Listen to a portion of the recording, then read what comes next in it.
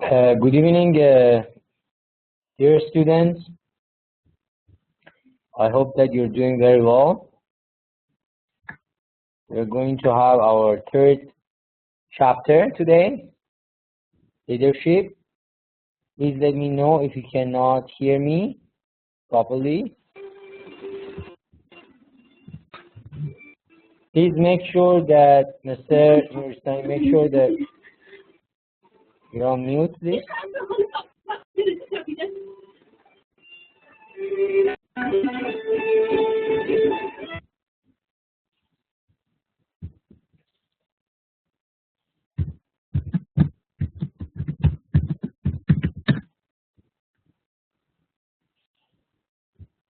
Yes, it is indeed. Thank you so much.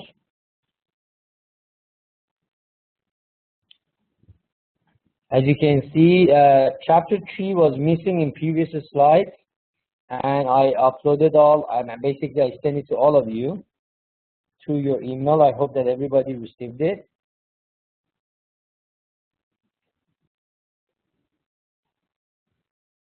Yeah, perfect, Mr. Arif. Actually, Mr. Arif reminds me of this problem, so I made sure that it's done. Thank you, Mr. Arif, for finding such a thing. Thank you.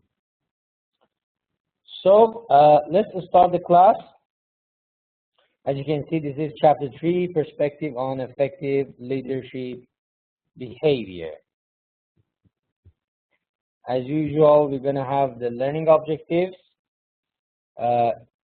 Basically, understanding what research methods have been used to study leadership behavior will be discussed today. Understand the findings in early research on leadership behavior. How leadership behavior can be described with either broad or specific categories. And the other learning objective will be the different methods for developing taxonomies of leadership behavior. In continue with our leadership objectives, we will have why task and relations behavior are important for leadership effectiveness, and we will have how specific types of task and relationship behavior can be used effectively, why it is useful to classify leadership behavior in terms of a three-dimensional models, and the contributions and limitation of behavior approach. So that will be our learning objective. Let's start the first part of our leadership theories. You see, we are going to cover different type of theories this time, different approaches toward leadership. There are lots of commonalities among them. Some of them they are saying more or less the same thing by they're using different keywords. Some of them they have slightly different approaches. There are some that they have the maximum differentiation. So as we go through, you will see one on one, and you can judge by yourself. The first leadership studies that we're going to discuss is Ohio State Leadership Studies. This is one of the most famous leadership studies. This leadership behavior is this study were based on two different approaches. First, consideration. The other one in initial structure. So consideration, leaders' concern for people and interpersonal relationships. So they look at leaders and leadership from two different aspects. How much we take care of the structure as a leader, how much we take care of the relationship among employees and interpersonal relationship between workers and employees. So basically, as you can see here, we are talking about two different criteria to have our leadership behavior based on it. So first will be consideration about people, interpersonal relationship, and initiating a structure, leaders' concern for accomplish the task. Look at here. Research results showed that there is a significant relationship between consideration, which is interpersonal relationship, as well as turnover rate. As you know, turnover rate is the rate which is attributed to absenteeism as well as resignation or any anything related to the job when people are trying to not only basically showing up in the job, sometimes they're applying for leaves, unnecessary leaves, or resignation or anything like that, simply just because they're not happy with the job. So that will be turnover rate. And the other one, so you can see there is a relationship between these two. If consideration to an employee is increased, as you can see, the lower axis, which is horizontal axis, the turnover rate decrease. So it shows that if consideration increase, there will be a significant impact on employee satisfaction rate. That's why you can see if concentration increase, you have lower turnover. So that one was one of the basically research results based on this Ohio State. Another significant research result from this certain leadership study also showed there is another relationship between initiating a structure and turnover rate. A structure is talking about that traditional bureaucratic approach toward management that employees, basically leaders, are trying to emphasize on basic structure, as well as the traditional approach, which is more autocratic and so on. Less participation, less interpersonal relationship, and so on. So you see there is a positive relationship between these two. There is no reverse relationship. Here, what happened is, as the turnover rate, initiating structure increase, turnover rate as well increase. That's why we can simply conclude that if we have higher structure and more emphasize on structure and traditional approach, we'll have more employees that they're going to be dissatisfied, intending to not attend the job, or having absenteeism or anything like that. So this is about Ohio State leadership, which was the first study that we wanted to discuss. Let's talk about another leadership study, which is Michigan Leadership Studies. What happened in this study that make it different? You see, as we go further, you will see there are lots of commonalities among different leadership studies. There are different aspects and different emphasis on different parts. But at the end of the day, there are lots of commonalities. Look at here, we have leadership behaviors and we have peer leadership. What is leadership behavior? Task orientation, relationship orientation or relation oriented behavior, and participative leadership. As you can see, task orientation is more or less the structure that we're talking about. So the same nature, but not exactly the same. Relation orientation is more on the same consideration that we're discussing, but somehow a little bit different. And participative will be more or less the same thing, but in another basic combination of words. So we have task, relationship, and participative, which is more or less the same thing. We have on the other side peer leadership, which is co-leadership, or it's happening basically between leader and sometimes employees and subordinates to be participative in the whole leadership process. Limitation of survey research that we have. So basically, you can see there are those commonalities that I was talking about here, as well as some differences. So this is the second leadership studies that we discussed. Let's go further and see how our whole discussion is going to be shaped. Let's talk about some limitation of survey research. We have ambiguous items, as well as response bias and aggregation of items. These are different type of limitations that we may have not only in this type of research, which is leadership research, in other research as well.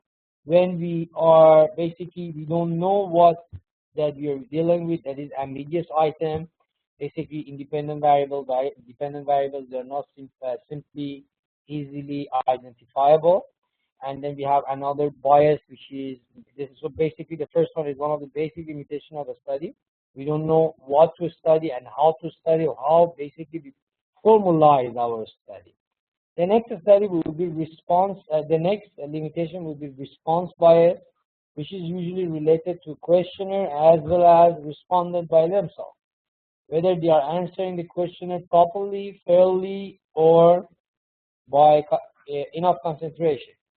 And the last one would be aggregation item, when we have the both and combination of both.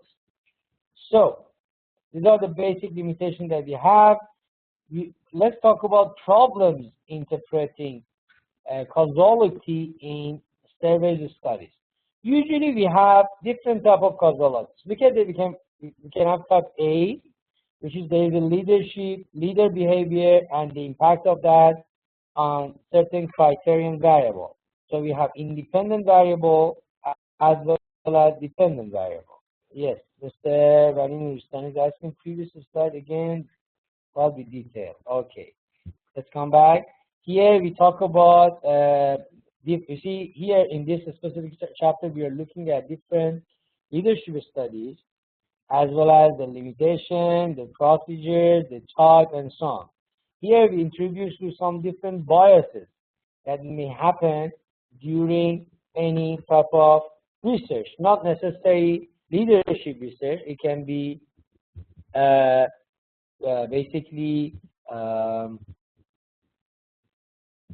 it can be any type of research. Okay, so what we tried to explain was what are these limitations of the studies. So we discussed the first one perfectly in detail, as well as the second one. So what was the first one? Let's explain again, as well as you are interested to know the whole thing. The first one is about ambiguous item. Then we don't really know what exactly we are searching and what we're going to do in our research. So independent and dependent variables are kind of not really clear. Okay, so that is the first one. The second one will be the response bias. It usually happens when you have different questionnaire. It can be because of questionnaire by itself, or it can be because of the respondent being the reason of that, by not answering the question properly and so on. And we have aggregation of items, which is sometimes you see you have to do different analysis to be sure that there is nothing that is kind of basically having different overlap together. For example, just imagine we are talking about two different independent variable and dependent variable, and sometimes these independent variables, they are not going to be properly chosen, and they have some commonalities, and that will cause some aggregation of items, and it doesn't really help us to find what will be the real cause. What I try to say is, for example, if you want to see what is the impact of certain independent variable on quality of life. A quality of life is something very general. And then besides quality of life, for example, you have income. So if you have proper income, how it's going to influence the quality of life. So independent variable is income, dependent variable is quality of life. But there are other things that can be actually chosen under quality of life. And those things may be under quality of life as a detail, and they have overlap. So if you do not properly differentiate these differences and choose items that they have overlap or they're part of each other, that will be additional item, and that will cause you some other bias in your research. Bias, in a very simple word, is something that causes you to not get the real result that you were supposed to get. So your result will be deviated from reality if you have higher bias, okay? So as you can see, bias that we discussed, I hope that you understood the whole thing. Let's talk about different problems and causalities in surveys. We have different types. Sometimes you see the relationship of independent variable and dependent variable. You see what will be the impact, like type A, as you can see, leader behavior and criterion variable. Sometimes we look at the result and we try to see the factors that cause that result, which is the type D. And as you can see, the direction of arrow is from criterion variable to leader behavior. We have another type, which is type C. As you can see, there is a different extraneous variable that can influence both leader behavior and criterion variable, while we know there is a relationship between leader behavior and criteria here in between. And there is another one when we have mediator in between.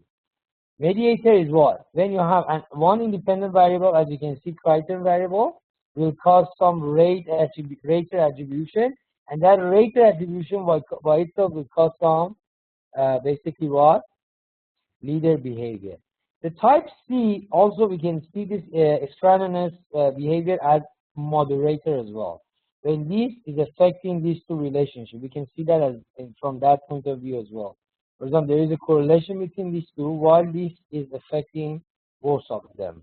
Okay, so we have different type of research in terms of causality, the relationship between A and B, how A is affecting B, how B is caused by A, or we can say all of these different types of research.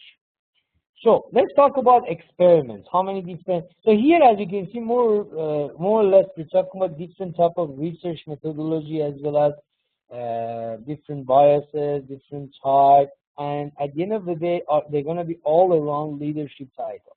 Okay. The first experiment type that we have is laboratory experiment. This type of experiment, as you can see, the name is there. It's going to be done in laboratory, low external validity because you cannot generalize it. In lab situation, you consider so many independent variables as fixed. So that make it that is actually making it a little bit far from reality. That's why it's not really generalizable. Okay. This is what validity is all about. If you can do something and that can happen again and again in different circumstances, this is what validity is all about. And if you cannot do that in normal reality, you have low external validity. You have high internal validity because you see, I'm not going to go very much in reliability, validity, or anything like that, but you just need to know now to this level that experiments are going to be divided to two different fields. One is laboratories that have low external validity as well as high internal validity, and inconsistent finding. The reason is basically you won't be able to get the same result again and again in different circumstances because your situation is kind of artificial. You made that. That's why it's not really reliable. Consistent. Field experiments is on the other side a little bit more valid, highly external valid, and low internal valid because you don't get to do things in a way exactly that you want, but they are more generalizable because they are in real situation, and they are very difficult to conduct because they are in real field happening. And at the end, the other criterion that you can find for field experiment is positive results for relation-oriented behavior, mixed and inconsistent results for task-oriented behavior. This type of field experiment, specifically, they are going to give you very good, valid behavior.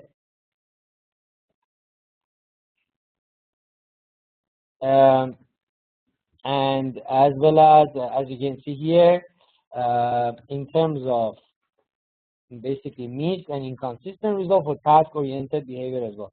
So positively, they are okay for relation-oriented behaviors, and mixed and inconsistent result for task-oriented behavior. And this is one of the adjectives that we can get for this type of experiments.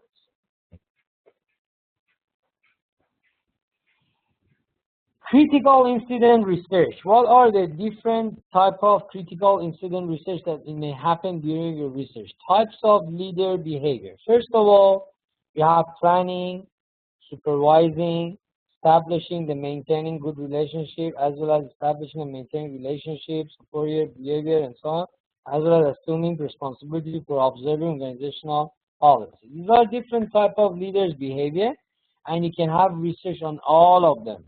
The basic one, the first one is planning, to be exact, coordinating, organizing, as well as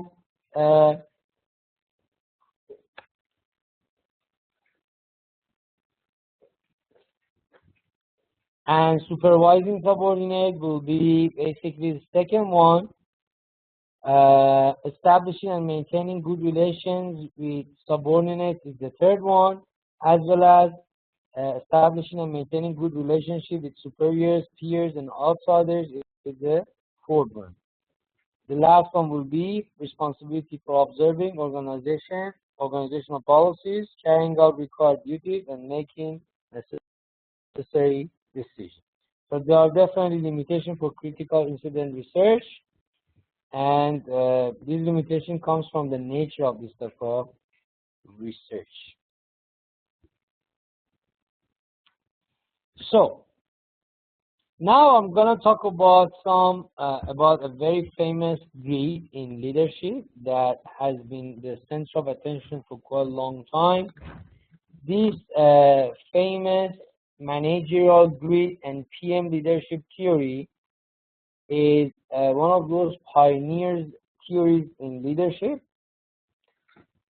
It's kind of a combination of different type of leadership type in one specific semantic shape, and it's kind of, as you can see, there are some limited support for universal model because you cannot really find at the universal level all around the world, but still you can apply in different locations all around the world and need to incorporate situational variable as well, because there are different variables in different situations that they may cause it. But what is this specific managerial grid? Look at here.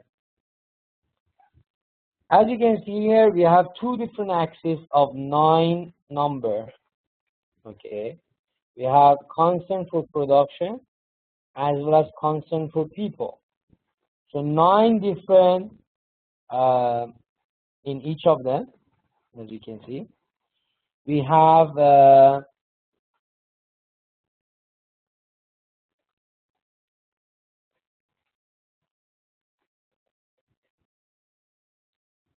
as you can see here, basically 1.1, 1.9, 5.5, 9.1, and 9.9. Okay, 1.1 is the place that leaders have the least concern about people and the least amount of concern for production as well. This is a situation that we call impoverished type of leadership.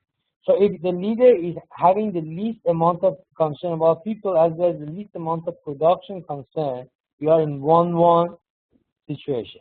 Okay. If the leader has the maximum concern for production but the least amount of people concern, we will be in authority compliance grid and a specific cell, which is 9.1. Here the leaders are more concerned about the product, the structure of the job, and the task to be done rather than the relationship and concern about people. We have another part which is exactly vice versa, why the leaders are more concerned about people rather than production.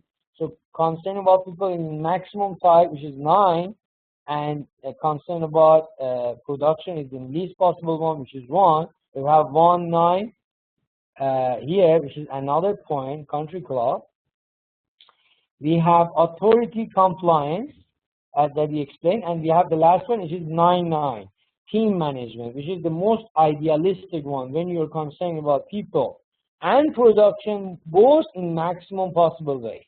Okay, but in reality we cannot be like this. The most common real type of leadership all around the world that we call Black and Moulton managerial grid would be around this 5.5, that you have middle approach toward both production as well as people. So we call this type of people middle of the road, or people that they have the average mellow approach toward both people and production. Most of the companies all around the world, they're going to have the leadership around this certain point, which is 5-5, as you can see in the middle. Okay. So this Blake and Moulton managerial grid is one of the most famous managerial grid, or any type of theories related to leadership and management that can show significantly the concern of the leaders about both two different aspects of job, which is concern about production and concern about people. As you can see in previous theories as well, we have this concern of for people in different words. We call them consideration, we call them relation, we call them any interpersonal relationship, and concern for production, we call it before a structure, task orientation, or anything like that. So you can see more or less all the theories are talking about the same thing, but in different words. Not all of them exactly the same, but you can see there are lots of commonalities. So leadership behavior taxonomy, we have, as you can see, this is the overview of behavior taxonomies, different theories all around this area, different categories that was done before, and the way that they've done this method. You see factor analysis, theoretical taxonomy. This is just basically an overview of a list that can tell you what has been done around this. You see, since 1953, the whole thing was shaped, and the latest one, which is tabulated here, is 2002. So you can see there are significant amounts of research about this behavioral taxonomies, and you can see perfectly tabulated there. In continue with that leadership behavioral taxonomies that we explained, we have source of diversity among taxonomies. We have different definitions. You see, as you can see, there is no absolute set of correct behavior that you can see, okay, leaders can have, and that is the only way that you can put our leaders away from the others. We have levels of abstractions, which shows how much you are going to be basically in when you're dealing with your employees, how you want to be basically pay attention to the details as well as the task, and how much you're going to be away from that. Various methods used to develop taxonomies also are different subcomponents of this diversity among taxonomies. So 3 different reasons why there are significant differences about taxonomies. Limitation of factor-based taxonomies is also another one. As you can see, this chapter is not something that you're going to explain more than enough. This is quite clear. We're just naming and defining different things. I could see Mr. Nuristani was kind of asking about detail of these things. They're not going to be more than this detail. You see, this is not all of our issues are going to be that much discussable or debatable. Some of them, you have to just go through. As I told you, I don't really need to go through all, but I just try to show you different things.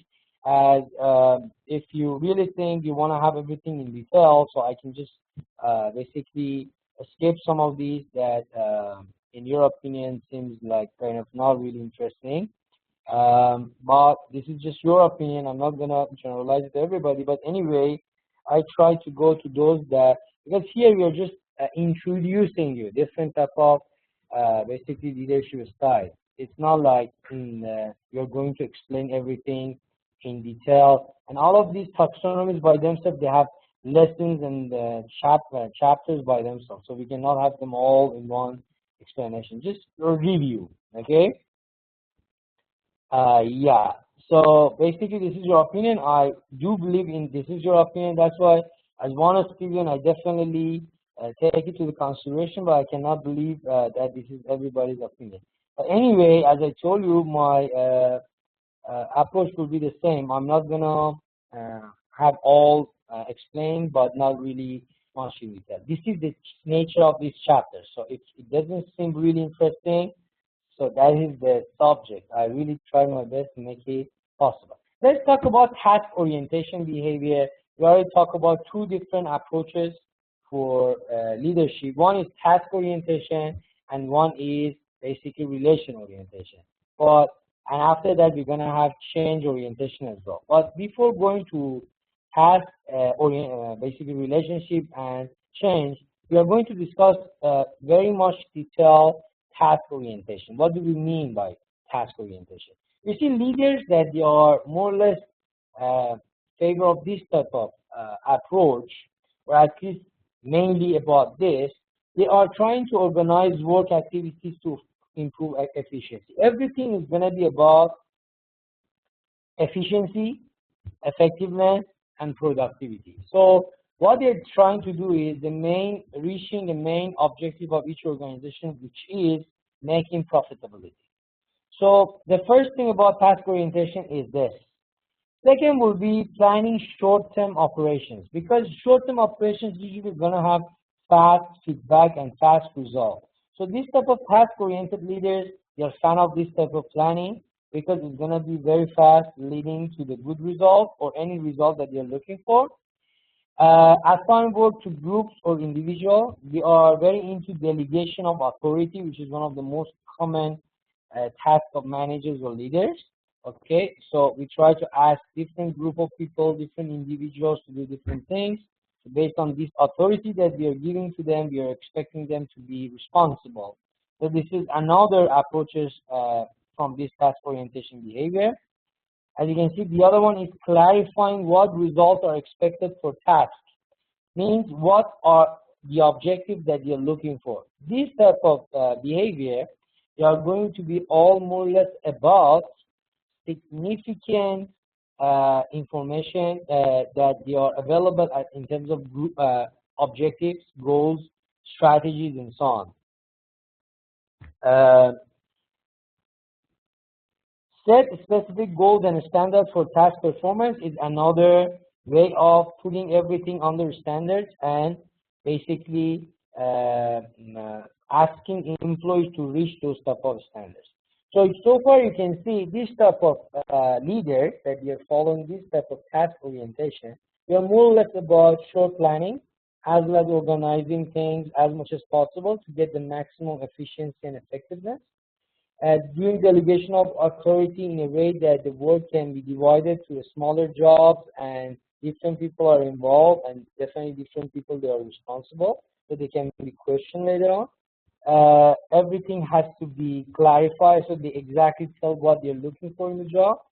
They expect employees to reach that, as well as the standards and goals generally will be again emphasized. So the next, in continue with the same thing, these people, they are very into rules, policies, standard operating procedures as well. And you can see this is one of the reasons why rates of turnover will be increased.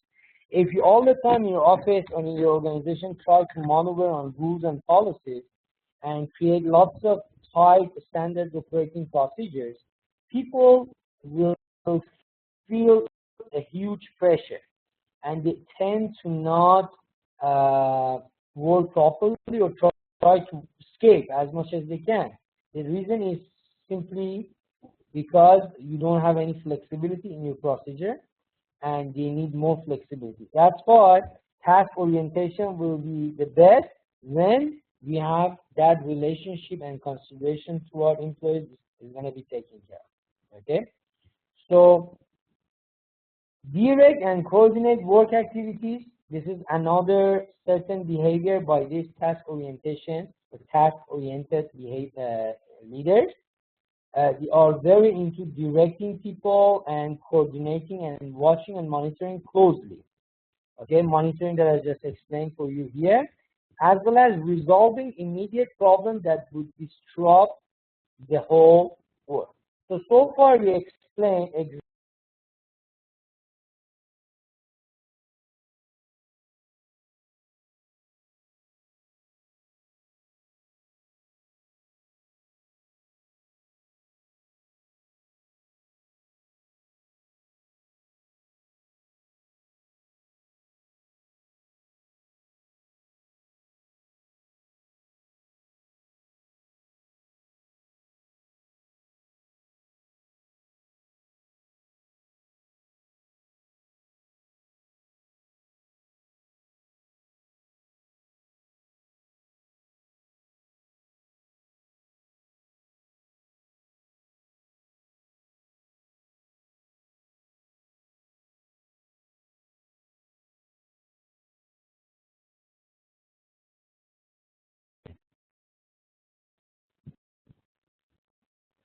Nuristani, you have no voice?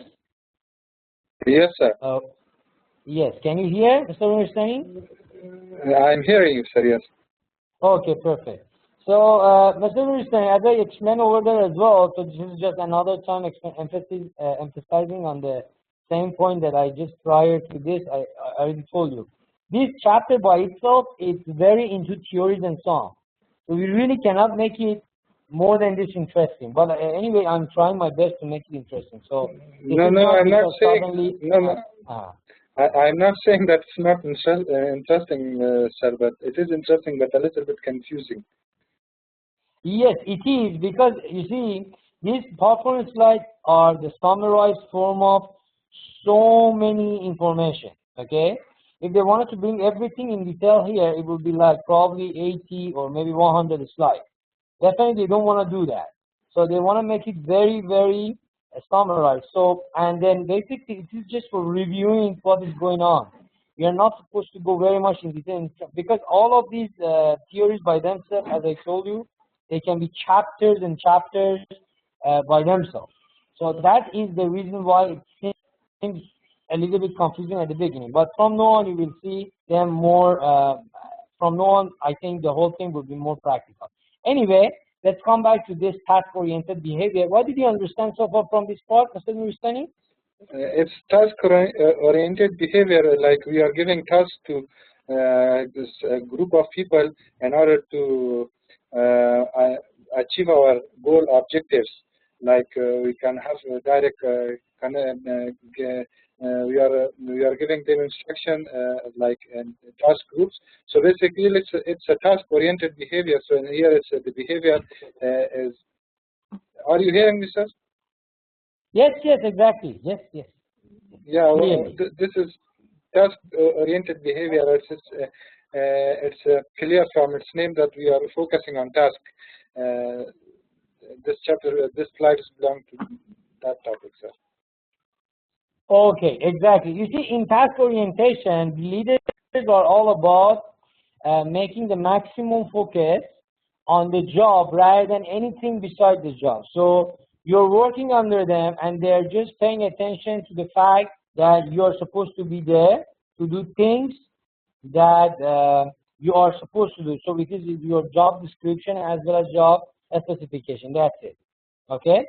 Well, we are going to discuss other orientation right after this. Okay, thank you so much, Mr. Nuristani. Is there anybody else who's gonna add some more information to what Mr. Nuristani said?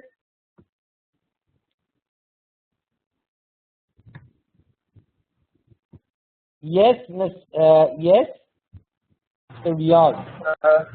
Yes, sir. Hello, you are listening me, sir? Exactly, yes.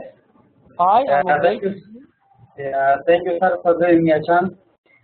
As Mr. Rustani told us, that this is the task-oriented behavior. It means the tasks which are giving the leaders to their subordinates in the offices. For example, first, the leader explains him that you should work and you should complete this task according to the policies and the rules of the office. Like every office should have its own policies and rules. And when they are giving the task to everybody, then they are monitoring the supervisors and the managers.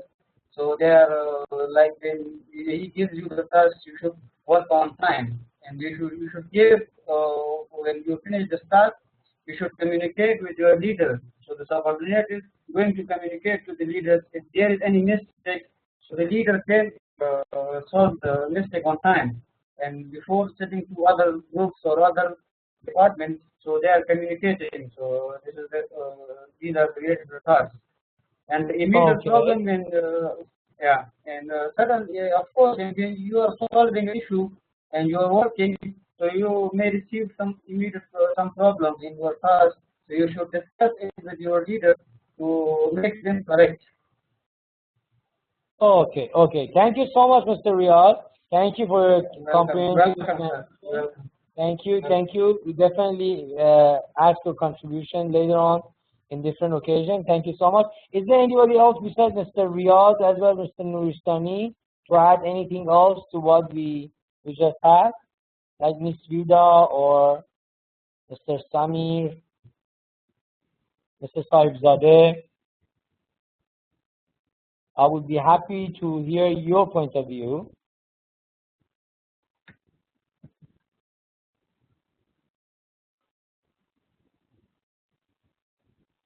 Definitely, Mr. Nuristani, effectiveness and efficiencies are two main principles in task orientation approach, because these two are two main pillars of productivity.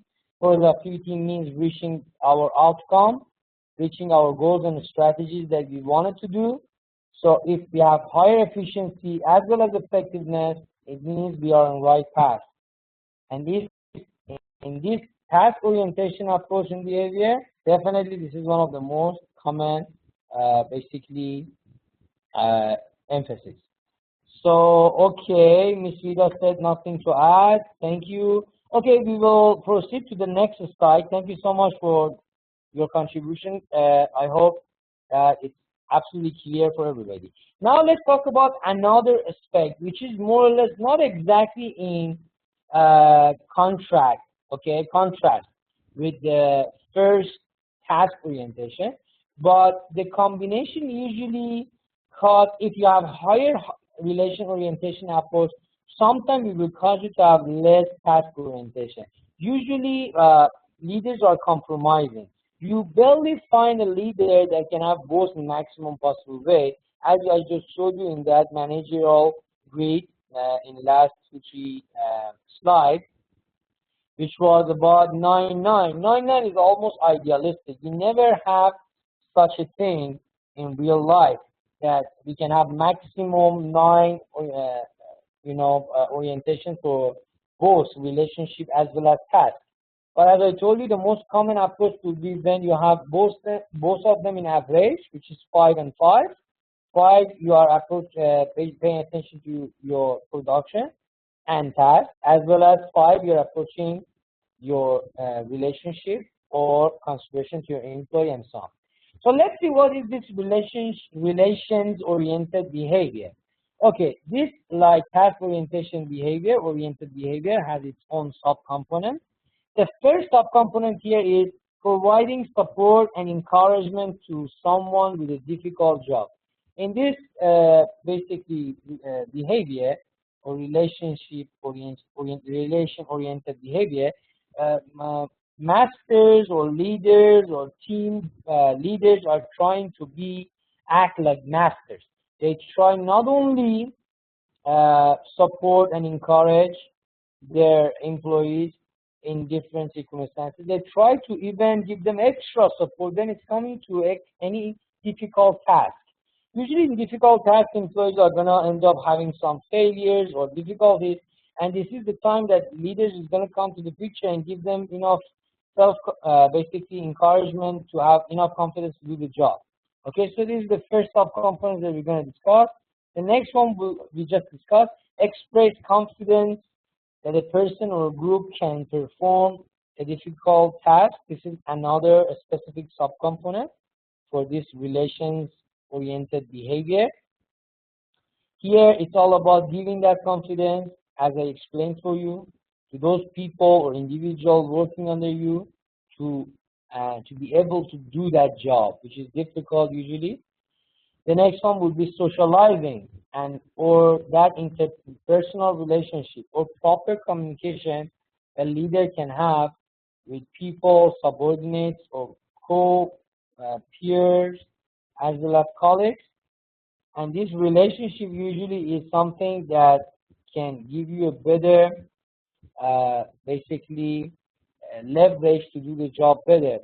Leadership with highly paying attention to relationship is going to be more into proper communication and interpersonal relationship, as will definitely cause better efficiency and productiveness. These people are not really watching the words. They're not really looking at efficiency, effectiveness directly. They try to create a nice relationship, and employees, because of those nice relationships, by themselves try to do the job properly. So you can see the difference between this approach and orientation with the previous approach. This another subcomponent will be recognizing contribution and accomplishment by giving this sense of belonging to employees and try to explain for them how their contribution is going to be significant for organization, and admiring them for any accomplishment that they have. Mr. Nuristani is saying, does it have any relationship with the task orientation? Okay, task orientation is an absolute different orientation. We may have leaders that they have both task as well as relation orientation, but the relationship will be kind of indirect. So when you are task oriented, you're usually paying attention to production, nature of job, and how efficiently you have and effectively you have to do the job. But in relation orientation, you're more toward building relationship with your employees, and consequently, indirectly creating efficiency and effectiveness. So this is how they're related. Definitely not directly, indirectly they are related. As the leader, you can have both approaches, as I just explained for you. So is it clear, Mr. Nuristani? Okay, thank you. We talk about this recognizing accomplishment and contribution of each employee. This is another subcomponent, as well as coaching and mentoring when appropriate. This is sometimes as a leader in this type of approach, you really need to act like a coach, act like a mentor, like a master that I just told you, somebody who knows the job better than the rest. And that specifically show the emphasis here, which is on about relationships, communications, and so on. In continue with this relationship, we have other subcomponents that we can discuss. Consultation with people on decisions affecting them. When we're going to make any decisions, we first talk to employees and tell them how the decision is going to be made, why we're making this decision, how it's going to affect the employee, and kind of bringing their voice to their decision making as well. This is another aspect toward this relationship orientation approach. On the other side, we can allow people to determine the best way to do a task, which is giving this democratic, creating this democratic atmosphere that everybody can kind of being part of the whole decision-making process of how different tasks can be done. If you give such a possibility to your employees, basically you are not exactly making them like task orientation to follow your standards. You're asking them to decide what they want to do to finally reach the goals. So at the end of the day, we know what are the goals of organizations, but we're going to be flexible on how we're going to reach it. So if in this approach doesn't mean that our organizational goals, strategies, or vision or mission is going to be ignored. No, none of them are going to be ignored. The only thing is we just give this choice to employee to kind of have that possibility of being part of this decision making and determination. Okay. Again, Mr. Sami is asking for. So let me finalize this, and then you can go for pray. I will give you 10 minutes for pray, Mr. Samir John. Okay. On the other side, we have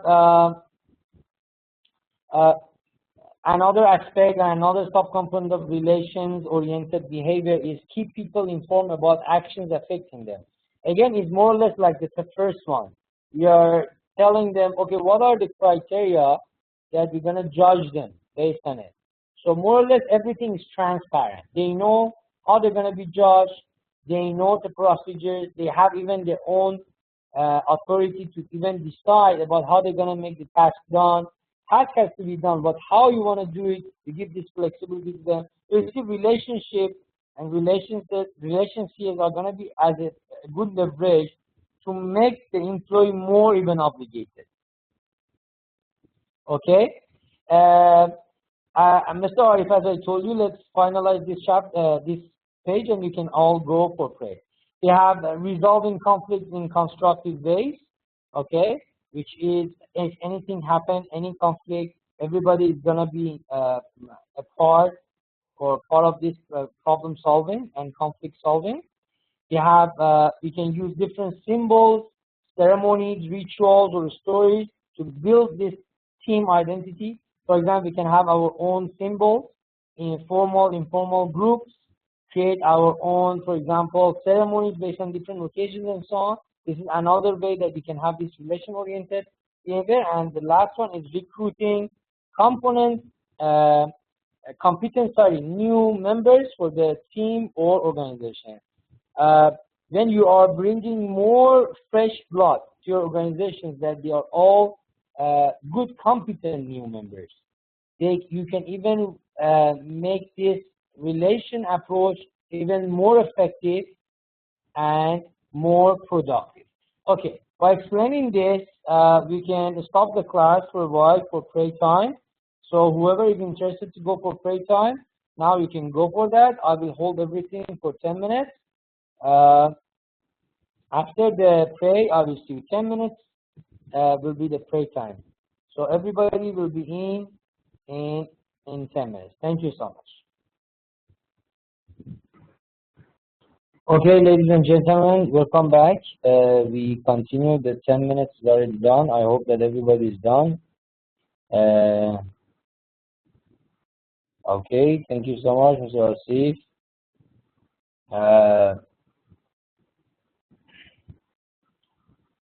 Okay, Mr. Riaz. Okay, thank you. Let's start. Let's continue the whole thing with the change orientation or change-oriented behavior. This is another aspect towards different type of behavior that we have. This is all about change and how we're going to use that to get the best possible result for our organization. This type of behavior of leadership is about monitoring the external environment to detect threats and opportunity. In this behavior of orientation of leaderships, most of the time, the main criteria will be what is happening in real environment outside. What are opportunities, what are threats, and how you can use them for leading your organization. Interpret events to explain the urgent need for change. Sometimes there are different events happening all around the world in your organization, outside of your organization, in your environment, and you can see them, you can take advantage of them for any possible need to be join your organization. This type of leadership is going to be applied to the systems that they are open. Closed system, which is not looking at the environmental factor, cannot have this change-oriented behavior, and the reason is if you don't have open system, you don't simply know what's happening in your environment or external environment that you're acting or operating in. So basically, that is not possible. Study competitors and outsiders to get ideas for improvement. That is a very easy way of explaining benchmarking. Benchmarking is all about this seeing what others are doing in that specific environment and try to apply that to our own way of handling the organization. Mr. Muhammad Asif is saying that we can do breakthrough when there is a need for change. There is a need for change. I believe you wanted to say, yeah, there are lots of breakthroughs that they can be all generated or created by the managerial levels of organizational management or leaders, simply by just looking at outside, seeing what is happening, what is our forecasting and prediction of future, and what has to be done now. And sometimes that simple change can be significantly important for organization and cause a breakthrough. Breakthrough is when you simply change the whole aspects of different pattern and financial aspects of the organization. So, okay. Yeah, okay, so that's it. Let's go for the next one. After checking on our competitors and doing the basically benchmarking, we can envision exciting news possibilities for the organization. If there is any possibility to envision or seeing all of these possible we can say shocking news for organization that can help the organization to revive it. You have to do it. In this change orientation approach, everything is all about creating buzz in a way that can help the organization. Encouraging people to view problems or opportunity in a different way. Chinese have a very good slogan. They said, in any possible threat, there is an opportunity. Means seeing things differently from different aspects. What happened during recession, and I explained for you before, was the majority of companies went through a huge decline, while there were some companies that not only they didn't go through decline, they saw this as an opportunity that actually they went through a better growth. Countries like southern eastern part of Asia, Thailand, Malaysia, Singapore, or some countries in Middle East, despite of the fact that there was a huge recession in all around the world, still they kept having the growth. By the way, that growth wasn't really high, but they could simply still keep the pattern of growth rather than going and following the same decline pattern that most of the countries were dealing with. This is what we see as a view toward problems that could be an opportunity and can be changed, can simply change the whole way. Different innovative new strategies linked to core competency.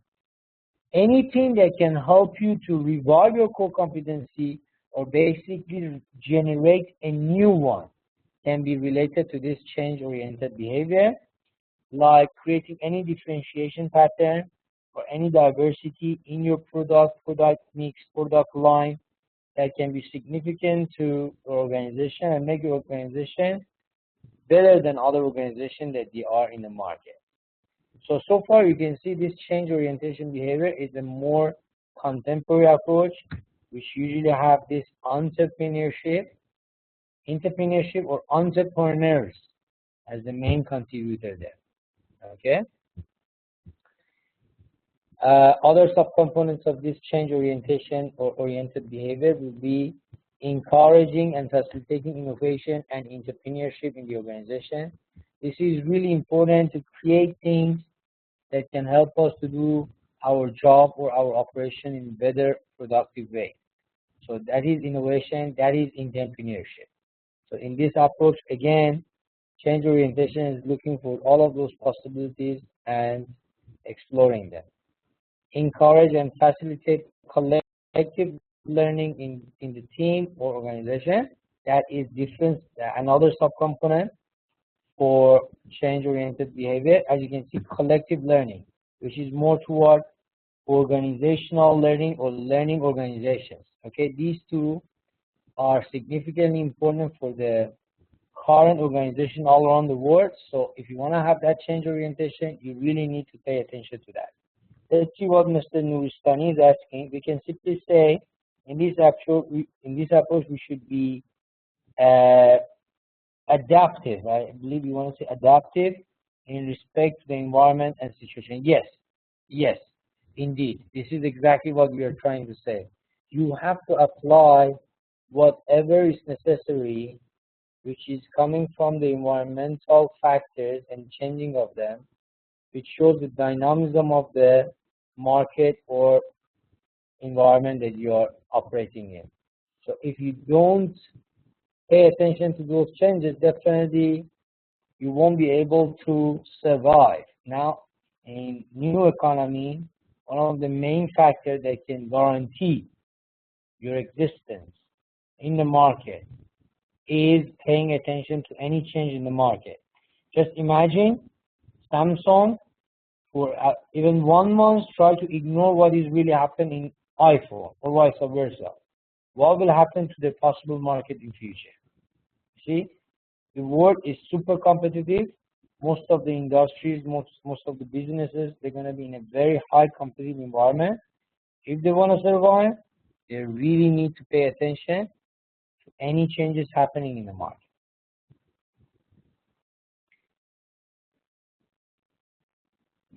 predicting is, Mr. Nuristani, is one of the ways that you can do. You can predict through your time series information as well as regression patterns or anything like that. Looking at your past, see what you've done, and trying to forecast what's going to happen next.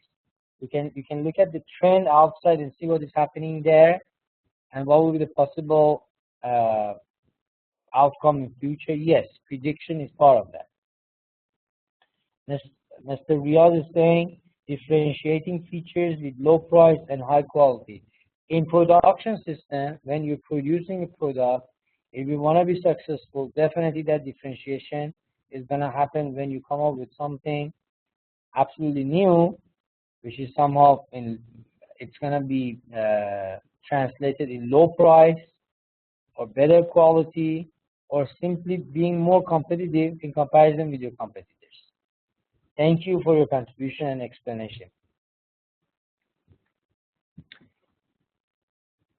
So let's go further. After explaining the collective learning and learning organization, we have this experiment with new approaches to achieving objectives. You see here, everything is going to be about a new, innovative, creative approach.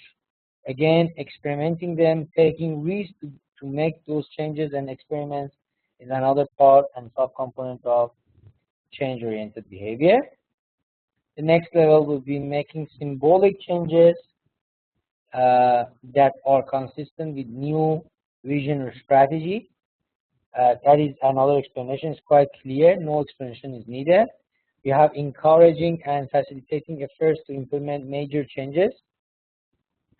As you can see here, encouraging and facilitating efforts to implement major changes means doing our best, employing the whole energy, resources, and whatever we have, from individual efforts to organizational effort, to make any possible change that can create a better opportunity for us in future.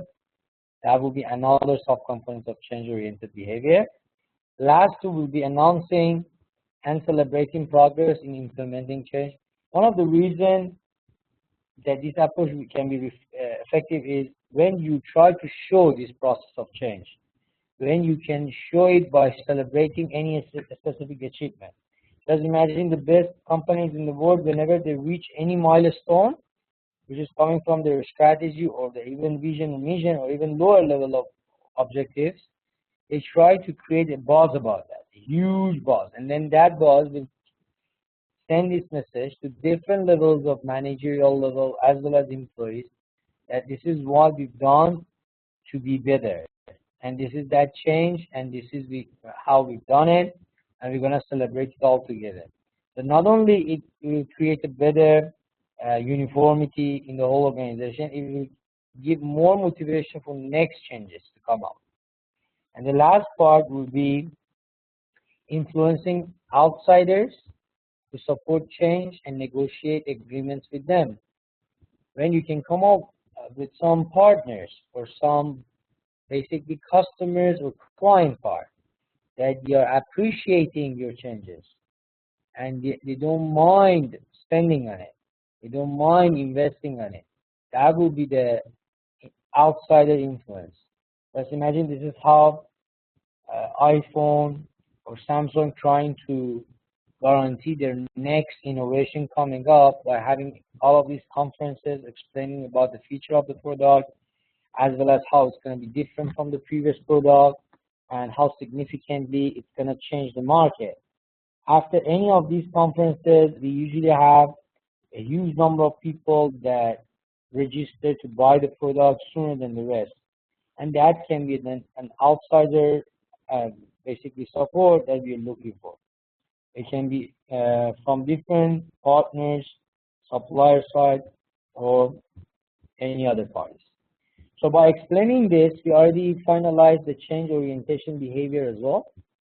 So look at here, this is just a table, another table. We're not going to go in detail very much. This is just another table to show the approximate correspondence among leadership behavior in 4 different taxonomies, which is TRC, QA, MLQ, CK, you don't really need to have them in detail there. Just what you need to do is just what's happening in different taxonomies, how they're seeing different things. Supporting, developing, recognizing, consulting, delegating, empowering, and so on is under the TRCQA. While we have MLQ, which is more individualized consideration, content, contingent, rewarding, and you can see there for some certain category they don't even have any solution and so on. So you can just do some comparison and see the most recent taxonomies about leadership behaviors and how they are going to be compared. So now, from now on, I'm going to just be more specific on these two certain task orientation and relationship orientation and give some basic behavior that can happen under any of these categories. The first one will be task behavior. As you can see here, task behavior, the main subcomponent under that will be action planning.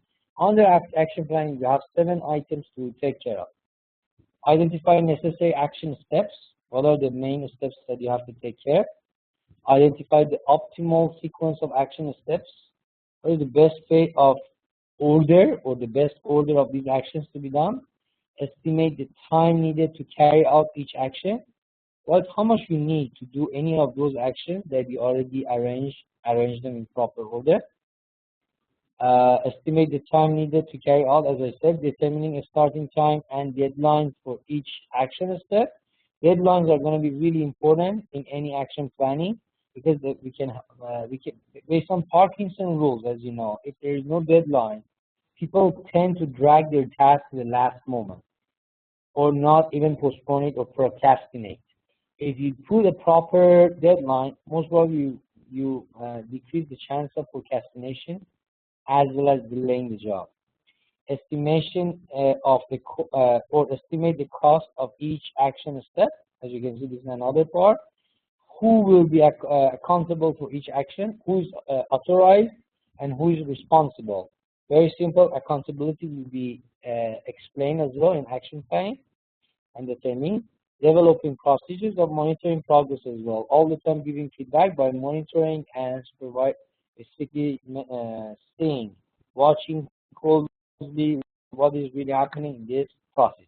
So this is under the action planning. Or we have defining job responsibilities as well as assigning work and setting performance. Under all of them, we have significant tasks to be done, significant roles and objectives to be done. Under defining job responsibility, we have explanation of important job responsibilities, the person who's going to do the job, the authority which is authorized, who's authorized basically to do the job, how the job relates to the mission of the unit. As you can see, there are lots of commonalities among this part, among all of them, and especially between this part and the previous part. Explain important policies, rules, and requirements.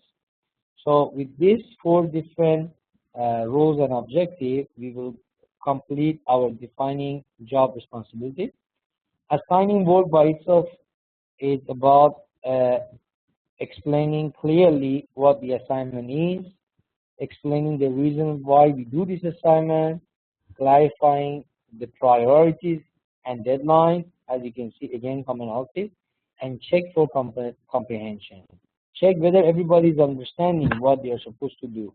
Comprehension has to be checked because if you don't know whether they got the message or not, they may end up having failure in doing the job. So assigning work has to be completely done by going through all of these 4 different tasks and basically objective. And the last one will be setting performance goals in this page. Set goals for relevant aspects of performance. So what are the goals that we're going to get, we're going to achieve? And set goals are clear and specific. We have to make sure our goals are objective, not subjective. It means they're clear, metric, attainable, measurable. Set goals that are challenging but realistic. This is another important thing. You have to make sure that the goals that you are trying to achieve, they are perfectly challenging enough. It's going to make create a challenge for your employees, not simply a very routinized pre-planned job that cause employees to feel empty or not really motivated to do the job. But challenging has to be enough, not in a way that the work is not realistically possible to be done. So realistic point of view as well as challenging has to be seen together. And the last part will be setting target date for attainment of each goal. Again, you see here deadline is going to be explained. Let's look at here. Mr. Muhammad Asif is asking that goals should be smart. Exactly. This is actually what strategies have to be. Smart means all of these letters are going to stand for different, basically, adjectives, from being specific, measurable, attainable, realistic, and time-based. So S, as you can see, specific, measurable, attainable, realistic, and time-based. Okay, thank you so much, Mr. Asif, for bringing this specific SMART to the discussion. So these are the specific. So we already talked about the task behavior. Let's talk about relationship behavior. Here you will see more guidelines and more general perspective. Let's look at Miss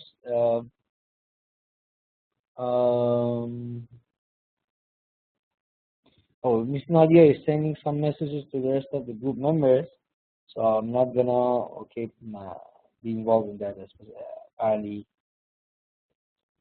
Okay, guidelines for supporting. First of all, in this relationship behavior orientation, in supporting part, you have to show acceptance and positive regard to all of your employees and your members. Be polite and considerate, not arrogant and rude. That definitely doesn't work when you're going to have relation or consideration as your main orientation. Treat each subordinate as an individual. Give them this identity and appreciate their identity. That definitely causes more obligation. Remember important details about the person, like their name. If you call a person by name, you basically create a huge, recognition sense, and that person feels that he or she is belong to the system. That is one of the, for example, techniques that leaders can use to get that sense of, create that sense of belonging in each of members. For example, in this class, when I call different students by their name, this is how I appreciate their presence, as well as I give them this kind of message that I do believe that your information and detail of information is important. So that will cause more obligation and more definitely contribution from them to the class. Okay. Another part would be patient and helpful when giving instruction or explanation. Patient is one of the most important factors that you have to pay attention as a leader. You really need to bear. Sometimes there are some redundancies or repetitive things coming up, and as a leader you have to have enough patience to be able to handle them. Otherwise, definitely that relationship that you're looking for won't be able to be shaped. Sympathy and support when the person is anxious or upset. This is also clear. Support more psychologically is going to be helpful. Confidence in the person when there is difficult task, that we already explained about that. Try to create such a confidence and support that, because difficult job have to be supported by the leader. The one before the last will be providing assistance with the work then when it's needed. It's again another item that we already discussed, but again we are really talking about that. You have to support them, giving them that confidence whenever the task is difficult. And be willing to help with personal problems. Sometimes employees even come to you and ask you things that are not even related to the job that you're doing. You have to be considerate, you have to understand, and you have to support them. This is part of the deal. So that one was all about supporting part. How about the basically You see, the first thing I explained was supporting. The next guidelines will be for coaching, and the next one will be mentoring and recognizing. There are different actually parts under the relationship. There are so many parts that kind of common among them. So I'm not gonna go through all one by one in a very detailed manner, but I will give you some explanation whenever it's needed. We already explained all of the supporting. Look at the coaching. Here again, you have to help the person analyze his or her performance by asking questions or suggesting aspects to examine them. You have to give them enough criteria to be able to judge their own job. You have to say what is important in the job, how it can be measured, and how you expect them to be able to do that. The next one will be for providing constructive feedback. Feedback is really important. Feedback will help them to find out what is effective, what is not effective, and how they can get rid of the ineffective one. Suggest specific things that could help to improve the performance of a person. This is important also. Demonstrate a better way to do a complex task or procedure. Confidence the person can learn a difficult task or procedure. As you can see, more or less is all about how perfectly the person or the subordinate that you have under your group is going to feel that coaching is happening. Coaching can have different criteria, as you can see it, from helping the person to solve the problem, to giving feedback, to help them to learn how to handle difficult tasks and procedures. They are all common in supporting as well as mentoring and so on. You get mentoring, again, you can see other commonalities between them and the previous one. Help the person identify relevant strengths and weaknesses. Basically help them to understand who they are. It's really important. Okay? And okay, Mr. Muhammad Asif is saying that key interpersonal skills, discussing and agreeing, encouraging, acknowledging, reviewing, and amending. Yeah, it is related to relationship oriented for sure. Mr. Asif as well said the motivation, communication, coaching, mentoring skills, they are all, yes, they are all different, basically skills under the relationship behavior of leaders. Okay, promoting the person's reputation or providing helpful career advice or encouraging attendance to relevant training courses, they're all going to be under mentoring. Okay, and the last but not the least is recognizing. As you can see in recognizing, you recognize a variety of contribution achievements. We already explained all of them in detail in previous slides, but here we are more specific. You exactly show your employees that you are concerned about what they're doing, how they're contributing, and you are basically appreciating any achievement that they have. Activity, search for contribution to recognize, this is also important. You have to show that certain search, specific contribution and achievement. Again, you see the repetitive information here. Improvement in performance have to be acknowledged and announced. We have commendable efforts that fail. If there is anything, you can recognize them, work on them, and revise them. Recognition that is sincere is important. Provide recognition that is timely. You show, if your employee feels that you really spend some time to give them the proper feedback and recognizing what you're doing, what is the recognition that will be the best. The last one is use of a form of recognition appropriate for the person and situation. You have to see different people are going to be motivated differently. You cannot have the same approach for all of your employees. You will be a successful leader if you can find a more customized, way of treating with your employees rather than a simple one that is going to be generalized to everybody. Nobody will appreciate the same pattern. If you can basically endorse the fact that you're different, if you can recognize the fact that they have different needs and try to motivate them, try to basically encourage them differently and providing them the feedback upon their own personality, that will be the best way, the most appropriate way of recognizing anybody's contribution toward the company.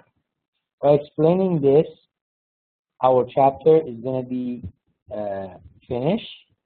And so if you have any question, please ask me now. I will be happy to answer if there is any question.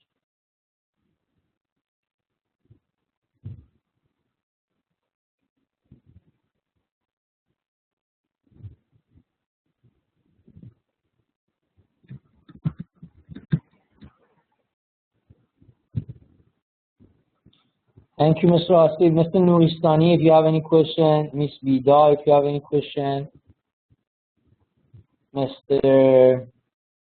Those that are in the class.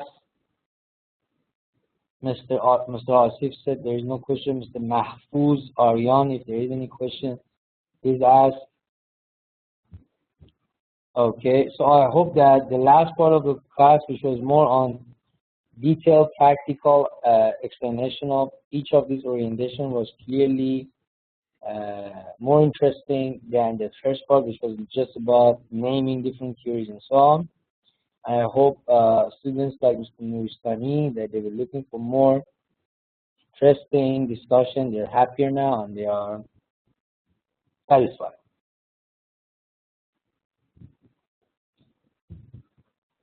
Thank you, Mr. Asif.